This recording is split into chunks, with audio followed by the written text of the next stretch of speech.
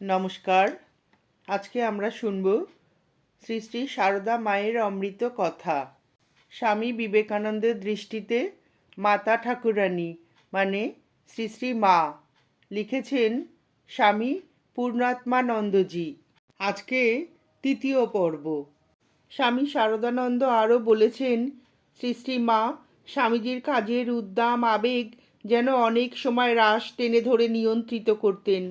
কলকাতায় প্লেগ মহামারীর সময় স্বামীজি নিবেদিতা প্রভৃতিকে নিয়ে সেবা কার্য আরম্ভ করলেন, কিন্তু কার্যের ব্যাপকতা দিন দিন বাড়তে থাকায় এবং সে পরিমাণ অর্থের সংস্থান না থাকায় স্বামীজি বিচলিত হয়ে পড়লেন। শেষ পর্যন্ত তিনি সেবা কাজ অক্ষুণ্ণ রাখার জন্য বেলুর মঠ বিক্রি করার ইচ্ছা প্রকাশ করলেন। এই কথা শ্রী শ্রী মায়ের কাছে উত্থাপন করায় তিনি তৎক্ষণাৎ বললেন, সে কি বাবা, বেলুর মঠ বিক্রি করবে কি? মঠ স্থাপনায় আমার নামে সংকল্প করেছ এবং ঠাকুরের নামে উৎসর্গ করেছ।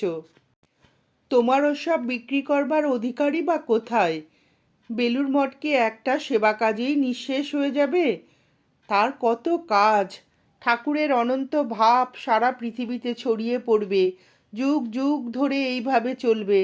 তখন স্বামীজি একটু সলজ্জভাবে বললেন, তাই তো, আবেগ ভরে আমি কি করতে যাচ্ছিলাম।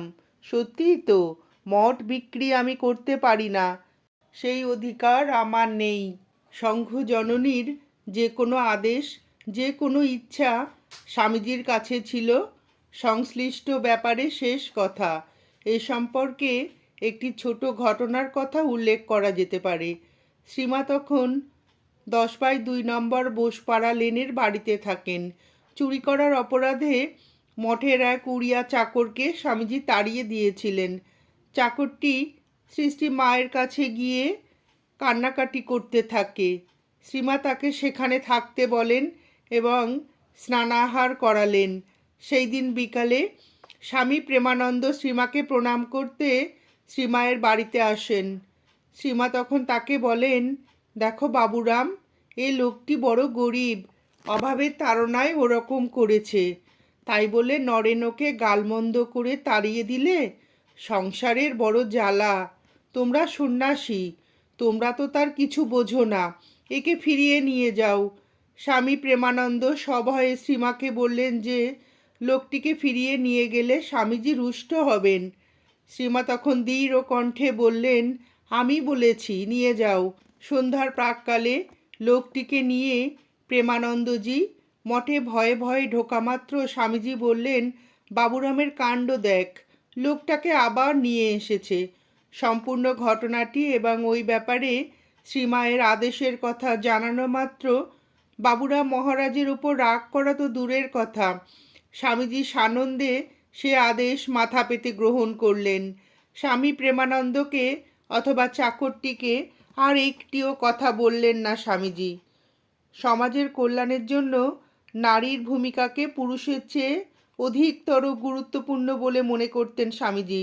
তিনি মনে করতেন নারী শক্তির সার্থক উদ্বোধনের ওপরই সমাজ, দেশ এবং জাতির সমৃদ্ধি নির্ভরশীল।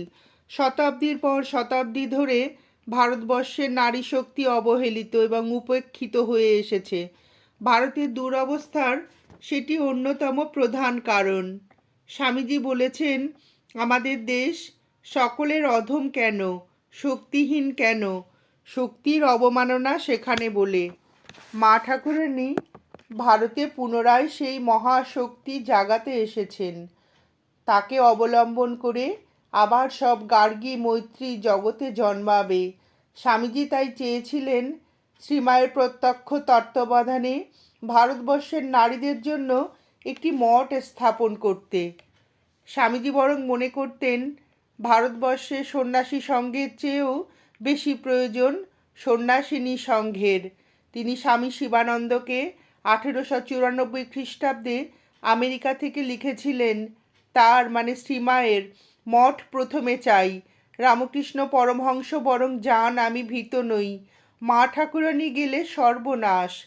শক্তির কৃপা না হলে কি ঘোড়ার ডিম হবে? আমার চোখ খুলে যাচ্ছে, দিন দিন সব বুঝতে পারছি। সেই জন্য আগে মায়ের জন্য মঠ করতে হবে। আগে মা আর মায়ের মেয়েরা, তারপর বাবা আর বাপের ছেলেরা। এই কথা বুঝতে পারো কি? ভারতে ফিরে এসেও এই চিন্তা স্বামীজিকে আচ্ছন্ন করে রেখেছিল। গিরিশচন্দ্র ঘোষের সঙ্গে স্বামী যোগানন্দের কথাবার্তা থেকে সে কথা জানা যায়। ওই প্রসঙ্গে স্বামীজি স্বামী যোগানন্দকে গভীর আবেগ ভরে বলেছিলেন, আমাদের মা আধ্যাত্মিক শক্তির একটি বিশাল আধার, যদিও বাইরে গভীর সমুদ্রের মতো প্রশান্ত। তার আবির্ভাব ভারতের ইতিহাসে এক নবযুগের সূচনা করেছে। যে আদর্শসমূহ তিনি তার জীবন চর্চায় রূপায়িত করেছেন এবং অপরকে আচরণ করতে অনুপ্রাণিত করেছেন, তা শুধুমাত্র ভারতবর্ষের নারীর বন্ধন মুক্তির প্রচেষ্টাকেই আধ্যাত্ম রসে সঞ্জীবিত করবে না, সমগ্র পৃথিবীর নারী জাতিকে তা প্রভাবিত করে তাদের হৃদয় ও মানসলোকে অনুপ্রবিষ্ট হবে। স্বামীজির শারীরিক অবস্থা তখন মোটেই ভালো ছিল না এবং চিকিৎসকগণ তাকে সম্পূর্ণ বিশ্রামের পরামর্শ দিয়েছিলেন। কিন্তু ওই চিন্তা স্বামীজিকে এমনভাবে আবিষ্ট করে রেখেছিল যে তা বাস্তবায়িত করার পথে যে কোনো প্রতিবন্ধকের, তা যতই দুরূহ হোক না কেন, তিনি সম্মুখীন হতে প্রস্তুত ছিলেন। কিন্তু স্বামী যোগানন্দের একটি ছোট্ট যুক্তিতে স্বামীজি মায়ের প্রত্যক্ষ পরিচালনায় আনুষ্ঠানিকভাবে স্ত্রী মঠ স্থাপনের পরিকল্পনাটি পরিত্যাগ করেন। এখানে স্বামী যোগানন্দের সঙ্গে গিরিশচন্দ্র ঘোষের এই প্রসঙ্গে আলোচনাটি স্মরণ করা যেতে পারে। গিরিশচন্দ্র বলিলেন, স্বামীজির পরিকল্পনাটি সম্পূর্ণ অভিনব এবং আমাদের সমাজ সংস্কারক ও নারী উন্নয়ন সম্পর্কে এটি একটি সাহসিক ভাবনা। স্বামীজির সংকল্প অবশ্যই বাস্তবে রূপায়িত হবে এবং এই প্রস্তাবকে সর্বান্তকরণে সমর্থন জানাতে আমার বিন্দুমাত্রও দ্বিধা নাই। কিন্তু এটি অত্যন্ত আয়াসসাধ্য। স্বামীজির স্বাস্থ্যের বর্তমান অবস্থায় এই ধরনের একটি দুরূহ দায়িত্ব গ্রহণ তার পক্ষে নিঃসন্দেহে বিপজ্জনক। অবশ্য তার নির্দেশ আমরা সব সময় নিঃসংশয়ে পালন করব, কিন্তু তার ভগ্ন স্বাস্থ্যের জন্য আমরা সবাই উদ্বিগ্ন এবং চিকিৎসকগণও তাকে সম্পূর্ণ বিশ্রাম নিতে পরামর্শ দিয়েছেন। স্বামী যোগানন্দ বললেন, যে পরিকল্পনা রূপায়ণে সমাজের সমৃদ্ধি এবং মানুষের কল্যাণ হবে বলে স্বামীজি মনে প্রাণে বিশ্বাস করেন, তা সম্পাদন করার পথে তার দৈহিক অসুস্থতা এবং অন্য যে কোনো অন্তরায় তাকে কোনোভাবেই সংকল্পচ্যুত করতে পারবে না। এই অসুস্থ শরীরেও তার মনে এছাড়া আর অন্য কোনো চিন্তার স্থান নেই। আমরা তার শরীর নিয়ে উদ্বেগ প্রকাশ করলেও তিনি হেসে উড়িয়ে দেন। শেষে স্ত্রীমঠ আরম্ভের পরিকল্পনা সম্বন্ধে তাকে বললাম, সমাজের সার্বিক মঙ্গলের জন্য তুমি যা ভালো মনে করো তা নিশ্চয়ই করবে, কিন্তু তোমার কাছে অনুরোধ, মাকে লোক সমক্ষে নিয়ে এসো না। তোমার কি মনে নেই, ঠাকুর আমাদের বলেছিলেন, তার সম্পর্কে সাধারণের কাছে প্রচার করলে তার শরীর থাকবে না। ঠিক ওই একটি কথাই মায়ের সম্পর্কেও খাটে। তাই ভাই, তোমার কাছে আমার একান্ত অনুরোধ, মাকে তুমি এখন এসবের মধ্যে এনো না। আমার কথা শেষ হতে না হতেই স্বামীজি আমাকে অন্তরের সঙ্গে ধন্যবাদ দিয়ে সহাস্যে বললেন, মন্ত্রী, তুই আমাকে সত্যি খুব একটা মূল্যবান পরামর্শ দিয়েছিস। ঠিক এই সময়েই এই প্রসঙ্গে ঠাকুরের কথাগুলি স্মরণ করিয়ে দিয়েছিস। মাকে আমি আর এসবের মধ্যে আনব না। তার যেমন ইচ্ছা, যেভাবে ইচ্ছা, তিনি সেইভাবেই তার মিশন চরিতার্থ করবেন। তাকে নির্দেশ দেওয়ার আমরা কে? বরং তার আশীর্বাদেই আমরা সব কিছু সম্পন্ন করতে পারি। আমি ব্যক্তিগতভাবে দেখেছি এবং অনুভব করেছি, তার আশীর্বাদের শক্তি অসাধ্য সাধন করতে পারে। এই বিবরণটি শ্রীমাকে স্বামীজি কী দৃষ্টিতে দেখতেন তার একটি সুস্পষ্ট আলক্ষ্য উন্মোচন করে দিয়েছে। শ্রী মায়ের প্রতি স্বামীজির সীমাহীন সম্ভ্রম কি অপরূপভাবে আত্মপ্রকাশ করত সে সম্পর্কে স্বামী প্রেমানন্দ, নীলকান্ত চক্রবর্তী প্রমুখ কয়েকজনকে পরবর্তীকালে বলেছিলেন।